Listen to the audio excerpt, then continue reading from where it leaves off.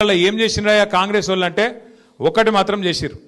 ఒక కొత్త ఇల్లు కట్టలే, ఒక ఇటుక పెట్టలే, హైదరాబాద్లో కనీసం పొక్కలు కూడా ఉడుస్తలేరు రోడ్ల మీద. కానీ ఒక్కటి మాత్రం పొక్తాగా చేస్తున్నాడు. ఏం చేస్తుండు? గరీబోళ్ళ ఇండ్లు ఎక్కడుంటే అక్కడికి మాత్రం బుల్డోజర్ మాత్రం పంపిస్తున్నాడు. హైడ్రా అని చెప్పి ఒక కొత్త దుకాణం పెట్టి కొత్త ఇల్లు కట్టింది లేదు, ఒక పట్టా ఇచ్చింది లేదు. ఉన్న ఇల్లు గులగొట్టుట్లో మాత్రం ఫస్ట్ ఉన్నాడు, ఇల్లు మాత్రం గులగొడతా ఉన్నాడు. జూబ్లీ హిల్స్ వాళ్ళు, షేక్పేట వాళ్ళు ఇవాళ మీరు చేయవలసిన ఆలోచన ఒక్కటే, మీకు కారు కావాలన్నా బుల్డోజర్ కావాలన్నా ఏదో ఒకటి ఆలోచన చేసుకోరు. మీకు కారు కావాలంటే టీఆర్ఎస్ గెలవాలి, కేసీఆర్ గెలవాలి, గోపీనాథ్ భార్య మాగంటి సునీతమ్మ నిలబడ్డది, ఆమె గెలవాలి.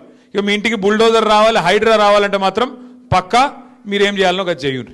నేనేదో ఇది మిమ్మల్ని భయపెడతానికి చెప్తలేను, ఉన్న వాస్తవం చెప్తున్నా.